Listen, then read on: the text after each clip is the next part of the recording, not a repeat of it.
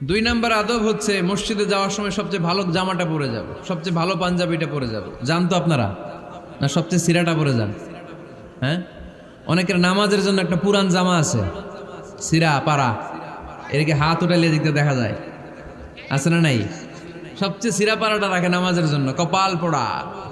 আর সুন্নাতে খাতনার অনুষ্ঠানে গেলে মাশাআল্লাহ লেহেঙ্গা গায়ে দিয়া যায়, আছে না নাই? না, আপনি ইবাদতের জন্য সবচেয়ে সুন্দর জামাটা রাখবেন। এজন্য রাব্বুল আলামিন বলেন, ইয়া বানি আদম খুযু জিনাতাকুম ইনদা কুল্লি মসজিদ।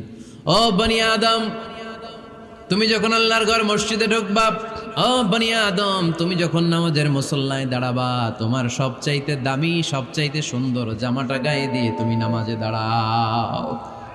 ঠিক কি না? তাহলে এখন মসজিদে যাওয়ার সময় কি গায়ে দিয়ে যাবেন বলেন?